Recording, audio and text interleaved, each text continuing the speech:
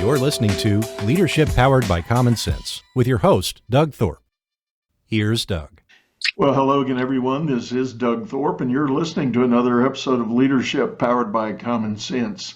Today, we're going to talk about probably what I'll call the big three issues that leaders are facing. I'll let my guest introduce what they are, but her name is Mary Kelly, and she's with me as a former service member, long-term service in the Navy. And Mary, thank you for that service and welcome to the show. Doug, thanks for yours. I think not enough people realize that you were in as well. Yeah, for sure. But so tell us a little bit about that journey and how you landed on your focus area that you're helping people with today. Thanks so much. I started out my naval career at the Naval Academy in Annapolis, Maryland. I was very fortunate to get a great education. And Doug, as you know, the military teaches and practices leadership better than just about anywhere. We teach it, we focus on it, we train with it, we use it. I tell people sometimes we teach it better than we practice it, but we do try to practice good leadership and good management at all levels. And we do give our young leaders a lot of responsibility early on. And I was very, very fortunate. I got sent overseas right away. I stayed in Asia for about 17 years of my 21-year full career as a commissioned officer. And then my only tour back in the mainland of the United States was teaching back at the Naval Academy. So I was very, very fortunate. I am so lucky because I have amazing classmates from the Naval Academy. We all still see each other, support each other. But really the military for me was a hotbed of learning. It was get in there, make the mistakes early, figure things out early, and make sure that if you're going to make mistakes, you make them fast. And don't shy away from tough situations. Putting things off doesn't help. And make sure that you are practicing that common sense that you are so fond of talking about. Amen. And you hit on a key point that is a favorite of mine and something I do talk to my coaching clients about, the military experience. And I will interject to your point. It's interesting that a lot of times when I'm engaging with new prospective clients, one of the first things in all of my background and resume they pick up on is the military service. And I frequently get the phrase, I don't really know what that is, but I think I want some of it for my leadership. So I want to hire you as my coach and you'll give me some of that, right? And I go, well, yeah, of course I can do that, but it is interesting. But the point you made that it does catch my attention and something that I talk about with others is that as young officers in the military is not afraid of giving you huge responsibilities. I mean, whether it's in terms of headcount that you might be responsible for in commanding troops, or just property value. I mean, the equipment has some fancy toys, and there are a lot of dollar signs associated with most of the systems that are deployed and engaged in facilities and all the assets that go to mobilize a military effort. Young officers get put in charge of a lot of that stuff, either the deployment of it, the maintenance of it, or the productivity with it. And it creates some big challenges really early in one's career. And you get that slightly thicker skin much faster with the military experience than you might otherwise be given in a corporate setting. You could probably go 15 to 20 years in a corporate setting and not have the same level of responsibility that you get in the first 6 years in the military. There is that, and you're right about the thick skin as well. In the military, things move fast.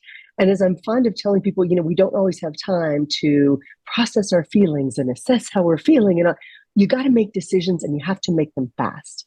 And when things are moving quickly, it's a high stress, fast moving environment. You don't get the luxury of a few things. You don't get the luxury of having all the information you want. You're never going to have all the information. You have to make the best decision possible based on the information you have. And then you have to be willing to change and adapt along the way. Nothing is fixed in stone. You have to be constantly tweaking what you're going to do in the direction you're going. And I think right now, Doug, a lot of people are so scared, and you and I both saw this during COVID. People got so scared during COVID of making the wrong decision that they made no decision. And I'm fond of telling people, a ship in the middle of the ocean, you have to pick a direction. It has to go somewhere. You have to point the bow and go somewhere, because a ship that flounders will flounder, be capsized, and everybody's dead. So you can't do that. And during times of high stress, we're all familiar with fight or flight, but there's also freeze and fawn. And freeze is where you make no decision, and fawn is where you try to placate the problem, hoping it goes away, and that almost never works either. Absolutely true, and very well said. And that notion of making a decision in the absence of a lot of data. I had the opportunity to get involved with a lot of large corporate brands and global brands, and it's not uncommon to find a decision-making process that seeks to obtain 100% certainty on the call. And the old 80-20 rule kicks in, and usually you can get 70 to 80% of your data pretty quickly. But it's finding that other 20 to 30 that is painful and slow and hard and exhausting. And if that is your legacy as a leader in one of those organizations, more often than not, you're going to miss the opportunity that's been given to you because you're waiting on that final set of data to make your decision, and the market's moved. It's already gone. The opportunity's escaped you. And we have to manage the risk, but we also have to understand that there will never be zero risk. And for many people, if they cannot manage the risk, they may be in the wrong job. Yeah. Now, when we were in the green room, you told me a classic napkin at the table discussion you were having with someone that put you on a solution and a path that you're using now in your coaching. So tell us about that story. Well, Doug, as you know, back during COVID, many people struggled. And one of my senior execs said, I just don't understand why my people are stuck. They cannot get out of their own heads. They cannot seem to move forward. They cannot seem to take that step in the right direction. He said, Mary, I thought I was a good leader, but I cannot get people moving in the right direction. So I asked him, I said, what stage do you think your people are in when it comes time to a crisis or a challenge or a change? Because it doesn't matter what kind of crisis it is, what kind of challenge it is, or what change it is. People naturally go through 6 stages. So I like to make things easy for my brain because I just like that. So I either number things, I make things begin all with the same letter, or I make an acronym out of it. These are all words that begin with the same letter. The letter is R, and there are 6 stages. And the first stage is the rejection stage. It doesn't matter if you get a new boss, if there's bad news, you get a bad diagnosis, your kid gets into a fender bender. The first thing that goes through your head is, oh no, oh no, oh no. Now we gotta, the oh no is the rejection stage. The second stage is the recognition. All right, I have a situation. What do I need to do to mitigate the negativity right away? My kid got into a fender bender. Okay, I'm going to bring the extra car. I'm going to go pick him up. We're going to go do this. The quick things. Your friend just got a diagnosis. Great. I'm going to bring over dinner. I'm going to take their dog for a while. Whatever that is. That's stage 2. That's the recognition stage. Stage 3 is the realization stage. Stage 3, and a lot of people didn't get this in COVID until far into it. And I just like to use COVID as a bad example because we can all share in the fun that was COVID as a bad thing that happened globally. And in that realization stage, that's where people figured out this is not going away tomorrow. This is not going to just be a few weeks or a few days. This is going to last for months and years, and we're going to have to contend with this the rest of our lives. We need better technology. We need different protocols. We need a different work structure. We need different organizational things. That's that realization stage. And stage 4 is the resolution stage. Stage 4 is, okay, we can support each other. We can do this. This is where people started calling each other from different corporations, different industries. What are you doing? How are you doing this? Do you have any spares of these? This is where people started coming together, coalescing with their communities and their industries in stage 4. But the first 4 stages are all about me, my job, my kids, my dog, my cat, my community, my spouse, my homeschooling. It's very myopic. It's very much circle the wagons. It's protect what I can protect, control what I can control, and don't really worry about other things. And this is why a lot of people just could not get out of their own head, is they were stuck in these first 4 stages, kind of like that endless PowerPoint loop that you sometimes see at big events. And you're just like, break out of it, break out of it. And they can't. Stage 5 is where real leaders jump to. In the military, and you're familiar with this is our situational awareness. This is where you look around and go, okay, we're surrounded on 3 sides. Not good, don't like it, but at least we know what we're dealing with. You know what the reality is. Got it. This is what we're going to deal with. And then stage 6 is where real leaders jump to quickly. And sometimes they don't even realize how fast they get there. And that's the realignment stage. That is the looking externally. That is, first and foremost, how do we support our people? What needs to change to adapt to the change? This is all about realigning, strategically rethinking, moving forward with focus and purpose. And it's external instead of internal. I love that grid, and I can only imagine what your graphic looks like. I guess you've got it on your website somewhere, right? But yes. So much of that, and using the COVID example, which I likewise use often as a framing point to help people collect their thoughts. One of the realities, I think it's safe to say, and I've read studies that have kind of proven this up, is that every human being that was of age and had an awareness of the situation at the time did their own form of dealing literally with their mortality. It was everybody got knocked all the way down to the base rung on Maslow's hierarchy of need.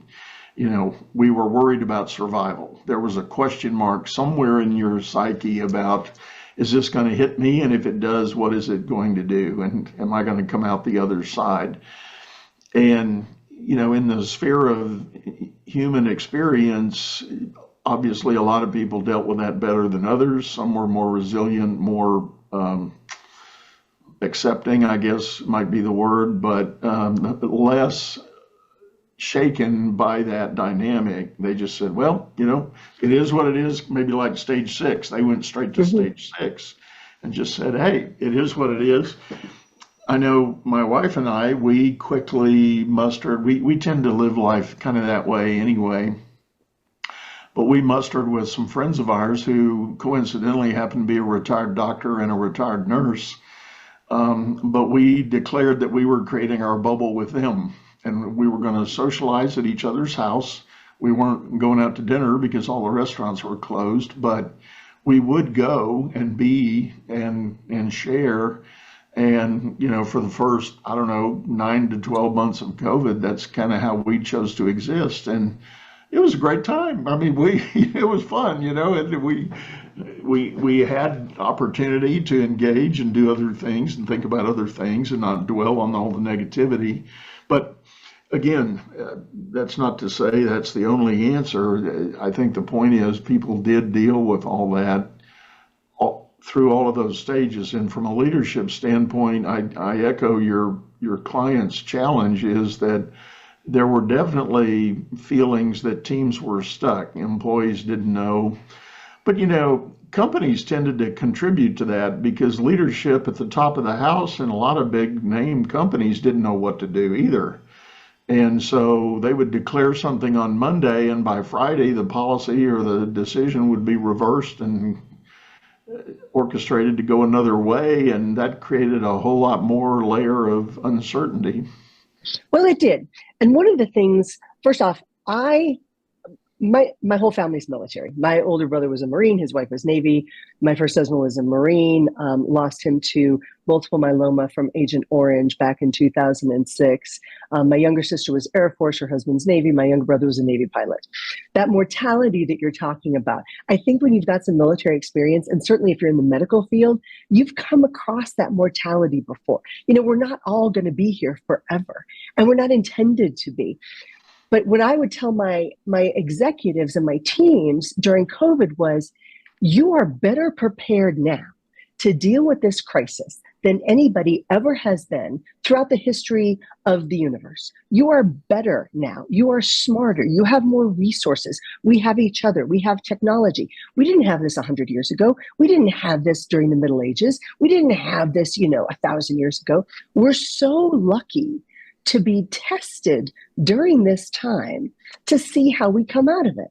And one of the questions I would ask my teams is, you may not like it right now, but in a year, what are you going to say? I'm really proud of how we responded because of what we did. What are you going to be proud of? What are you going to say, you know what, we took the right action at the right time. What is that going to look like?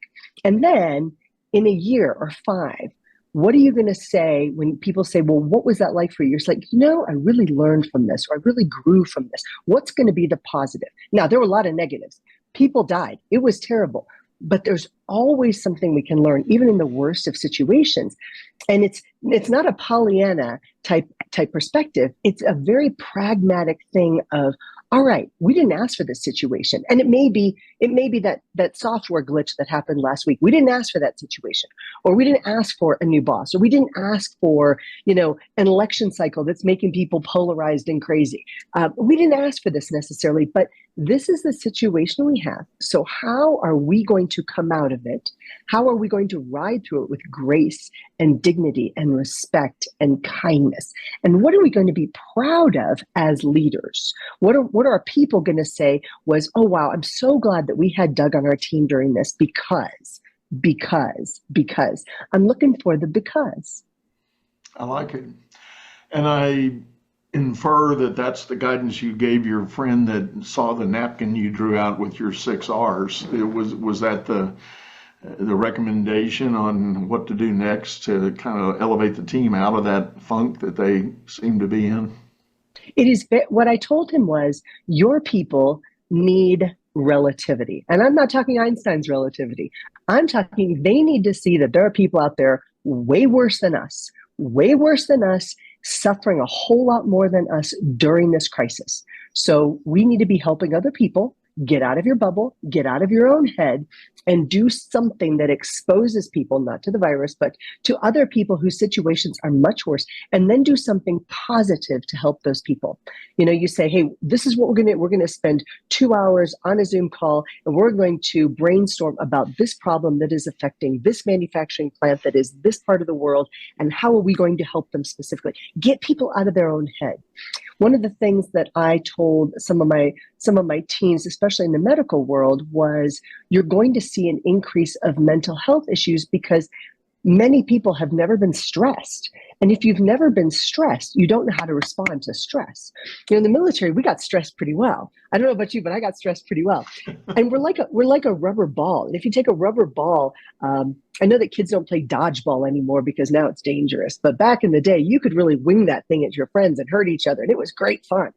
But if you take a rubber ball and you throw it really hard on the floor, it's going to bounce up higher. If you just drop the ball, it's just going to kind of dribble.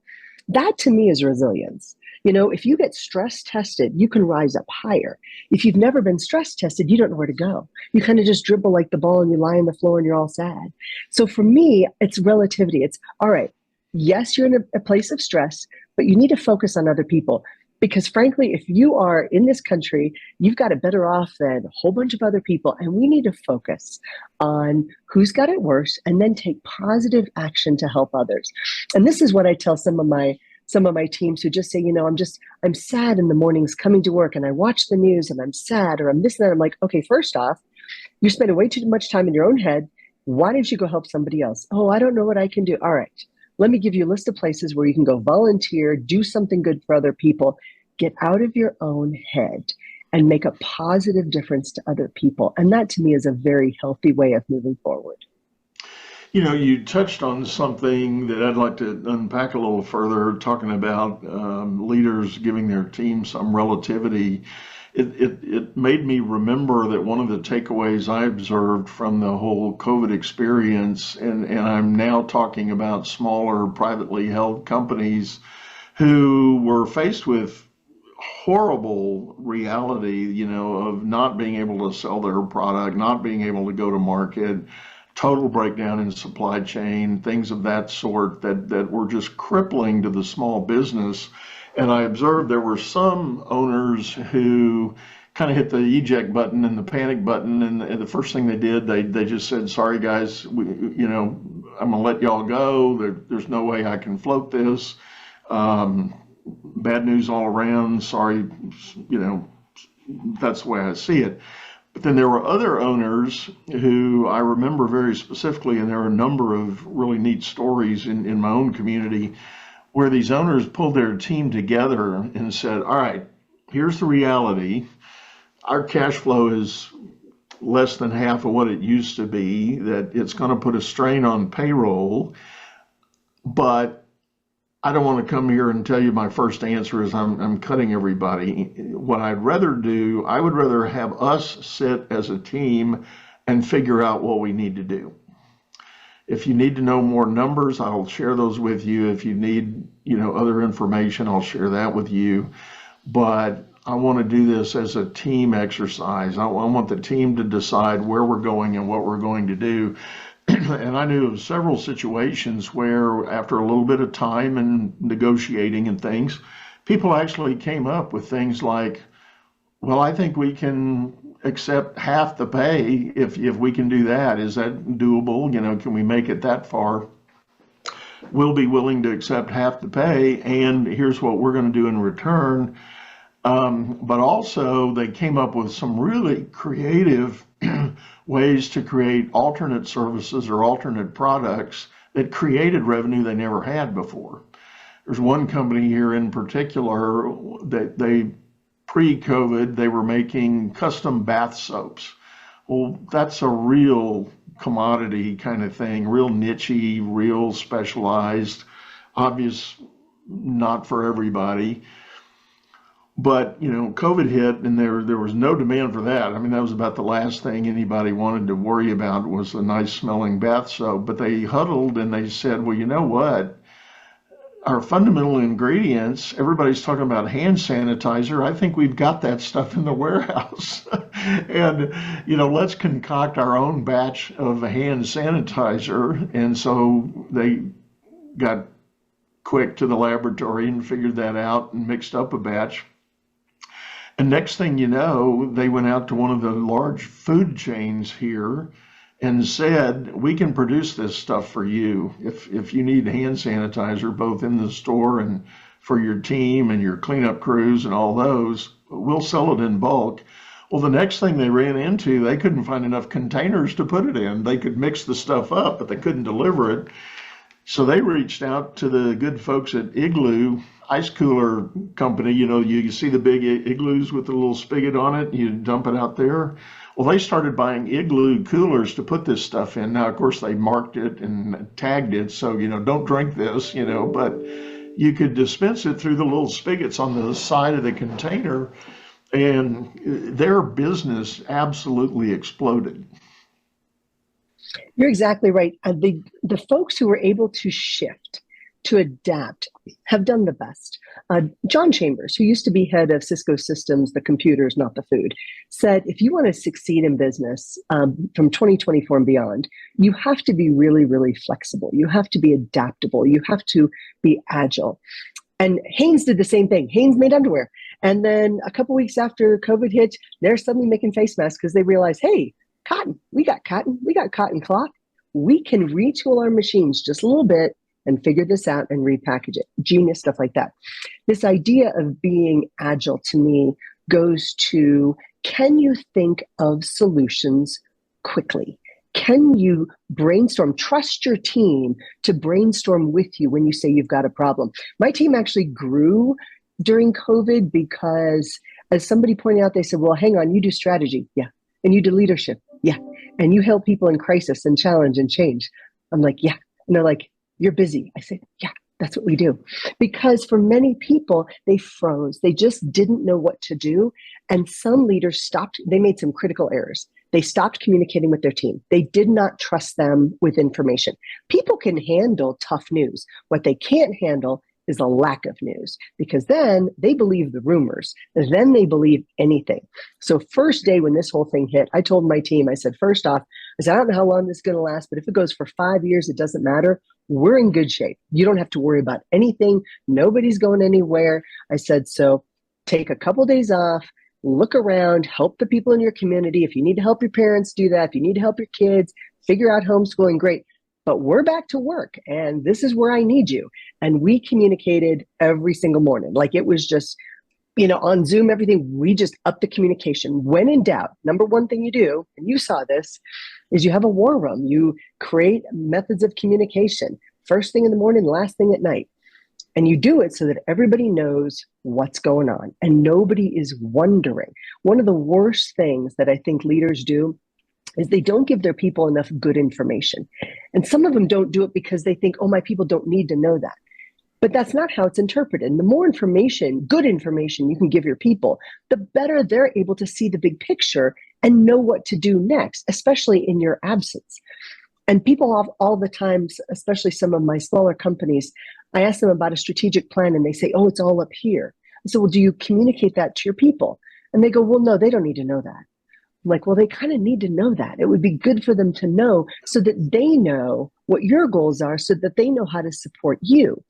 And this whole idea leads back to not just communication, but trusting your folks to be able to handle what's going on. What they can handle bad news. They just can't handle not knowing what you're thinking.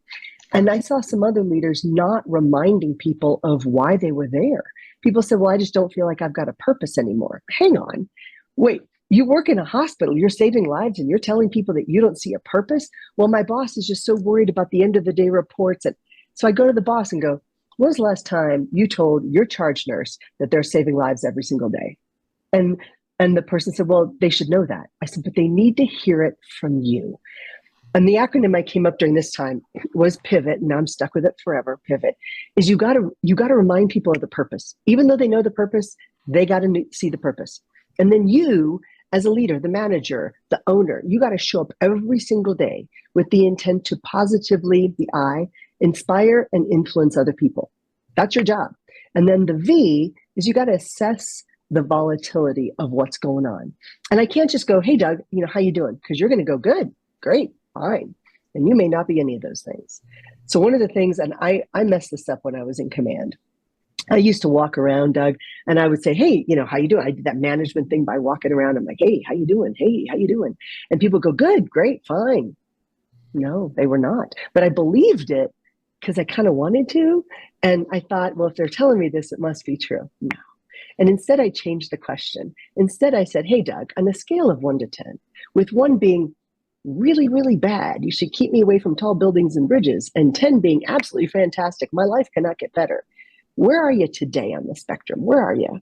And so if you say, well, I'm a 7, I'm like, okay, what could get you to an 8? You're like, well, maybe this. Oh, okay. Sometimes asking that question, they would say, oh, I need, my computer's been really slow and I can't get into the software. I can't get this done, or I need this tool or this something. And it would be an easy fix. Oh, you need that? Oh, I can take care of that for you. I'll have that for you by the end of the day. Never promise what you can't deliver, part of that. But other people sometimes say, I'm a 3. Whoa. If you're a 3, we need to have a chat. We've got resources that can help you. Do you know we've got an HR system who can do this? Is there something you want to strategize? Is there something you want to talk through with me? If it's not me, if you want to talk to somebody else, let's make some time and take care of that. Let's really assess people where they are in that volatility scale. And then the opportunities in PIVOT, the O is the opportunity. There's always opportunity to do the right thing. Sometimes you just got to look for it a little harder. And then the T is making sure you give people what they need to be successful during stressful times. And that doesn't mean copious amounts of time off and all that. Sometimes they need some time off, but more often it means making sure people have the right tools, technology, training to move forward in a positive way. And we as leaders sometimes forget that it's our responsibility to be that leader, because we think we're maybe doing it, we think we're embodying it, we think maybe people aren't looking at us for that leadership, but they are. And it's our responsibility to give it to them. I like that. A whole new meaning to the word pivot. I love it. And overarching that, if I may, there's a mantra that I picked up on. I borrowed it out of a page from the sales leadership world. There's a phrase that says, a confused mind says no. And I encourage all of my leadership clients to think about that when it comes to, if I hear them say something like, my team's just not hitting it, my team's just not X, my team's not Y, my team's not, what I'd like them to be. And I go immediately to the point is, well, do they understand what good looks like? Do they understand in your mind what a win should be or could be? And is that path to get there really clear to them? Because a confused mind says no. And here's the underlying premise on this. If you've done a reasonably good job of collecting your team, getting people selected and deployed into the jobs you need them to fulfill, they're going to want to do good work. They're not going to just intentionally show up poorly. I mean, people have their days, we get all that, but generally, no. So, confused mind says no. If they're not sure what they need to be doing next, that is the right thing, they're going to do nothing because they don't want to do the wrong thing. So you think about that spectrum, wrong thing, nothing, and the right thing. If you're the leader and you have not clarified what the right thing is or the next right thing should be, that's on you to try to go create that clarity for them so that they can see that path forward. 100%. And for many people, the fear factor is bigger than we think. And sometimes because we don't have that fear factor, we don't realize that some people are fearful of either disappointing us as leaders, doing the wrong thing, making the wrong buy. They're worried that they're going to be held accountable for something when they made the wrong choice. Some people were worried about, well, if I make the wrong choice, I could mess up people's lives. Yeah, you could. So let's talk it through and let's make a good decision together. And if you need a little help and guidance, let's do that. I found, Doug, and you probably did the same, that a lot of my senior people felt really alone during COVID. And I think that's true during any crisis or challenge or change. And this is why people need, you need other people in your life that you can talk through things with and you can brainstorm. And whether it's a peer or a board of advisors or a mastermind or a coach or somebody, it's so helpful to know that you're not alone, that there's other people going through it too. And somebody else just looking in and getting that different perspective can oftentimes be the difference in your aha moment or you're still struggling. Yeah. Well, Mary, this has been great. Thank you so much for sitting in. We are about up on time for this episode, but tell people the best way to get a hold of you if they're interested in learning more about your work. My website is productiveleaders.com because, who wants an unproductive leader? Productiveleaders.com. And for your listeners today, if they go to productiveleaders.com/BSA, like Bravo, Sierra, Alpha, BSA, they're going to get my Leaders Blind Spot Assessment totally for free. There's no sign-in thing, but when they do the assessment, it's going to give them a personalized assessment on how they are as a leader. And it might be helpful in case you're trying to just do a little bit better today. That's awesome. Well, thank you for that, Mary. And as always, folks, we're going to have the links for that information in our show notes. So if you're out walking, driving, or running and streaming this, take a minute when you get back to your place and check out the show note. You'll get that link. And one last time, Mary, thanks so much. Doug, thank you so much for everything you're doing to help everybody become an even better leader. You're very welcome. And folks, with that, I do want to remind you, we do have a video version of this over on YouTube, channel by the same name, Leadership Powered by Common Sense. Hop over there, check out our archives, give us a note, comment. Let us know if you've got a favorite topic or idea that you'd like to hear on this show, or if you've got a recommendation for a guest that could bring that. And hey, you might be that guest, who knows? Just let me know, drop a line, and we'll be in touch. For now, we're going to say goodbye. Go out there, make it a great day. You've been listening to Leadership Powered by Common Sense, hosted by Doug Thorpe. If you would like to know more about the coaching and advisory services he provides, visit dougthorpe.com.